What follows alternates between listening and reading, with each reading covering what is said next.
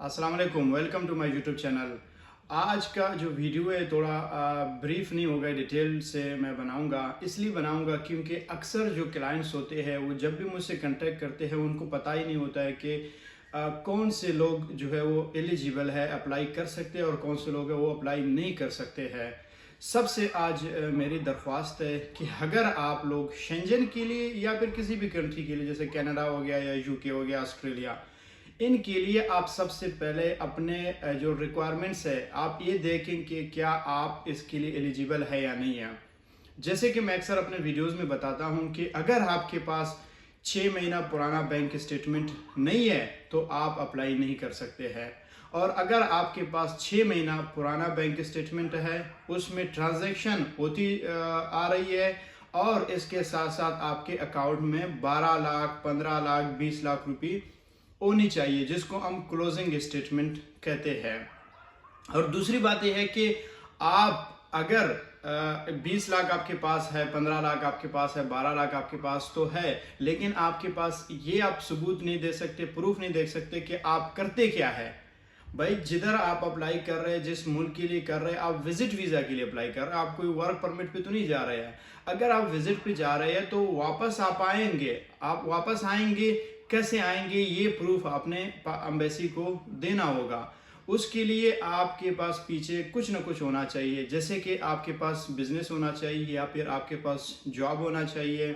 और इसके साथ साथ अगर आप कोई बड़े लैंडलॉर्ड है या ज़मींदार है, ये चीज़ें आपके पास हो तब जाके आप अप्लाई करें। अगर ये चीज़ें आपके पास नहीं है तो दूसरा ऑप्शन है आपके जो स्पॉन्सर जो कर रहा होता है। अगर आप विजिट के लिए अप्लाई कर रहे हो तो आपका भाई, आपका बहन या अम्मी अब्बू आपको स्पॉन्सर कर सकते हैं। जैसे कि आपके अब्बू ठीक ठाक उनके पास पैसे है, ज़मींदार है, लैंडलॉर्ड है, पॉलिटिशियन है या बिजनेसमैन है या फिर अच्छे जॉब पे पोजीशन पे है, तो वो जब अप्लाई करेंगे वो मेन एप्लीकेंट होंगे। तो फिर वो कहेंगे मैं भी जा रहा हूँ, मैं अपने बेटे को भी अपने साथ लेके जा रहा हूँ, या फिर मैं जा रहा हूँ मैं अपने भाई को भी लेके जा रहा हूँ, ठीक है। या ये चीज़ें आप करके उसके बाद आप अप्लाई कर सकते हैं। और दूसरी बात यह है कि जो लोग अक्सर सवाल करते हैं कि क्या सर फ्रेश पासपोर्ट हो सकता है, आज मैं भी आप लोगों को ये बताऊं भाई, पासपोर्ट फ्रेश हो या फिर पुराना हो ये कोई मैटर नहीं करती है। मैंने कई ऐसे लोग देखे उन्होंने 10-10 कंट्रीज टूर करके आके अप्लाई किया, उनको रिजेक्शन मिली। क्यों? ये क्योंकि उन्होंने जाके 2 दिन दुबई में एंट्री मारी, 2 दिन उन्होंने तुर्की में जाके एंट्री मारी, फिर उसके बाद 2 दिन अजरबैजान, इस तरह। यार एम्बेसी वाले इतने बेवकूफ़ नहीं, उनको पता लग जाता है कि आपने 2-2 दिन ट्रेवल किया सिर्फ ट्रेवल हिस्ट्री के लिए ताकि आपको शेंजन में एंट्री मिल जाए, और फिर आप जाएंगे और वापस आएंगे भी नहीं। और फिर आपने जो बैंक स्टेटमेंट 1 करोड़ 80 लाख 20 लाख यानी 50 लाख आपने शो कराई, वो भी कुछ दिनों के अंदर अंदर आपकी ट्रांजैक्शन भी सही से नहीं हुई है, तो उनको ये यकीन हो जाता है कि इसने ये ट्रांजैक्शन भी सिर्फ इसलिए की है कि इसकी एम्बेसी को दिखा सके और इनको वीज़ा मिल जाए। इस तरह नहीं होता है। मैंने जब खुद अप्लाई किया मेरा भी फ्रेश पासपोर्ट था, मेरी बैंक स्टेटमेंट भी इतनी ज़्यादा नहीं थी। मैं अक्सर अपने वीडियोस में बताता हूँ कि मेरी बैंक स्टेटमेंट सिर्फ 12 लाख रुपए थी, लेकिन मुझे वीज़ा दे दिया। क्यों दिया? क्योंकि उनको जो चीज़ें थे, जो डॉक्यूमेंट्स थे, उनमें उनको ओरिजिनलिटी नज़र आ गई। उनको पता है कि भाई इसने फजूल कोई ट्रांजैक्शन नहीं की, उनको ये भी पता है कि इसने फजूल किसी कंट्री में घूमा भी नहीं है। इन्होंने वीज़ा दे दिया, उनको पता था कि भाई इसको कोई काम है, ये जाना चाह रहा है। मैंने कोई अच्छा सा कवर लेटर, एक मजबूत कवर लेटर मैंने बनाया, मैंने बाकी डॉक्यूमेंट्स अपने स्ट्रॉन्ग किए, तो इसलिए उन्होंने मुझे वीज़ा दिया। ये इन बातों का कहने का मतलब ये है कि आप फ्रेश पासपोर्ट पे अप्लाई कर सकते हैं। और अगर आपके पास फ्रेश पासपोर्ट है कोई मसला नहीं है, बस सिर्फ आपकी बैंक स्टेटमेंट तगड़ी होनी चाहिए। तगड़ी से मुराद ये है कि इतना होना चाहिए कि आप अगर स्पेन आएंगे या फिर फ्रांस आएंगे, जर्मनी आएंगे, यूरोप की किसी भी कंट्री में आप आएंगे तो यहाँ पे आप अपने अखराजात खुद उठा सकें। अखराजात क्या है? जो होटल में आप रहेंगे वहाँ पे आपके जितने भी नाइट्स होंगे उसमें आप उनको पे कर सको, यानी आप घूमेंगे फिरेंगे उसके पैसे आप दे सकोगे। एम्बेसी को ये ना लगे कि आप वहाँ पे जाएंगे किसी के ऊपर बोझ बनेंगे, या फिर वहाँ पे जाके हमारे मुल्क के ऊपर बोझ बनेंगे या भीख मांगेंगे, या फिर जाएंगे वापस आएंगे नहीं। और इसके साथ साथ आपने जो स्ट्रॉन्ग कनेक्शंस दिखाएंगे। पीछे आपके पास क्या क्या है, जैसे कि कोई गाड़ी आपके नाम पे है, कोई ज़मीन आपके नाम पे है, बिजनेस आपके नाम पे है, माँ बाप को छोड़ रहे हैं। अगर आप शादीशुदा है तो आप अपने बीवी बच्चे उनके सर्टिफिकेट दिखा सकते हैं, उनकी जो FRC आप दिखाते हैं ना उसमें सब कुछ नज़र आ जाता है। ये चीज़ें आप दिखा के एम्बेसी को मुतमईन कर सकते हैं कि भाई ये पीछे सब कुछ छोड़ के मैं जा रहा हूँ, यानी मैं वापस आ भी सकता हूँ। तो इसका जो मेन चीज़ें हैं, जब ये चीज़ें आपके पास होंगे, वो आगे का काम जो है वो आपके कंसल्टेंट का होता है। कंसल्टेंट फिर आपको गाइड करता है, आपको कंसल्ट करता है कि भाई आपने ये डॉक्यूमेंट्स लगाने हैं, ये नहीं लगाने हैं। जब ये डॉक्यूमेंट्स आप कंसल्टेंट को देंगे फिर वो उसी तरह आपका फ़ाइल बनाएगा। जब आपका फ़ाइल वो स्ट्रॉन्ग बनाएगा, उनको कन्विंस करेगा एम्बेसी को कि भाई ये मेरा क्लाइंट है, ये बंदा है, ये जा रहा है, इसके पास ये चीज़ें हैं और ये जाएगा, ये वापस आएगा। वो कंसल्टेंट ऐसा होना चाहिए आपका जिसके पास इतनी इन्फॉर्मेशन होनी चाहिए कंट्रीज़ के वाले से, जैसे कि वो खुद विज़िट कर चुका हो मुल्कों में, यूरोप गया हो, USA गया हो, कनाडा गया हो।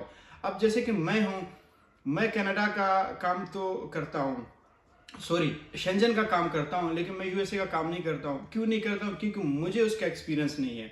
मुझे पता है अगर मैं अप्लाई करूँगा मुझे वहाँ पे शायद रिजेक्शन आ जाए। जब तक मुझे एक्सेप्टेंस नहीं आती है तब तक मैं अप्लाई नहीं करता हूँ किसी का भी। तो अब मैं शेंजन के काम क्यों लेता हूँ, मैं अप्लाई क्यों करता हूँ आप लोगों के लिए? इसलिए करता हूँ कि मुझे एक्सपीरियंस है। मैंने अपना अप्लाई किया, मुझे हो गया। मेरे क्लाइंट्स के लिए मैंने अप्लाई किया, उनको भी वीज़ा मिल गए। क्यों मिल गई? मैंने उनको अच्छे से गाइड किया, उनका अच्छा सा एक फ़ाइल बना दिया। तो यानी मैं आप लोगों को भी यही कह रहा हूँ कि अगर आप लोग अच्छे से मेरे साथ करेंगे कॉपरेशन से मुराद है कि आप अपने डॉक्यूमेंट्स बनाएंगे, छोटे मोटे जो डॉक्यूमेंट्स मैंने अभी बताया, बैंक स्टेटमेंट हो गया, आपका जॉब हो गया, बिजनेस हो गया। अच्छा, जॉब से या बिजनेस से मुराद ये नहीं है कि आप अप्लाई नहीं कर सकते। अगर आपके पास बिजनेस नहीं है तो आप इस बात से ना डरें। बिजनेस नहीं है तो फिर आप कोई ना कोई बिजनेस रजिस्टर कर सकते हैं। बिजनेस रजिस्ट्रेशन इतना मुश्किल नहीं है, NTN बनाना इतना मुश्किल नहीं है, टैक्स रिटर्न बनाना इतना मुश्किल नहीं है। सारा 2 घंटे में 4 घंटे के अंदर अंदर आपका काम हो जाता है पाकिस्तान में। तो जब आप ये चीज़ें करेंगे, इससे मुराद ये कि यहाँ की एम्बेसी देखेगा कि भाई ये बंदा जो है इसके एक टैक्स पेयर है, इसका फाइल बना हुआ है, फाइलर है, तो ये हमारे मुल्क में भी जाएगा, टैक्स पे करेगा, एक अच्छा शहरी है। तो यहाँ से एक अच्छा सा पॉजिटिव एक मैसेज जाता है। तो इसलिए मैं अक्सर अपने क्लाइंट्स को बोलता हूँ आप अपना NTN बना लें, अपना टैक्स रिटर्न्स बना लें, ताकि इससे आपका केस स्ट्रॉन्ग हो जाए।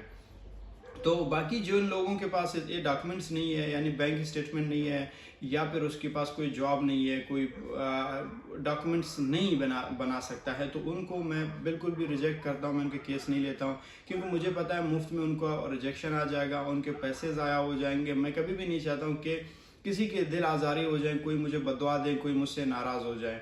तो इसलिए मैं अक्सर उनका केस नहीं उठाता हूँ। जिनके केस में मुझे अच्छे से कोई स्ट्रॉन्गनेस नज़र आ जाता है, मुझे पता है कि इसको वीज़ा मिलने के चांसेस है, तो उनके केस मैं उठाता हूँ। तो अगर आप लोगों को मेरी कंसल्टेंसी चाहिए तो आपको जो नंबर दिया हुआ है उसमें आप कांटेक्ट कर सकते हैं, मुझे बता सकते हैं अपने केस के बारे में, तब जाके मैं आप लोगों के लिए अप्लाई करूंगा और अपना 100% दे दूंगा और एक अच्छा सा आपके लिए फ़ाइल बनाऊंगा और एम्बेसी को कन्वेंस करने की कोशिश करूंगा।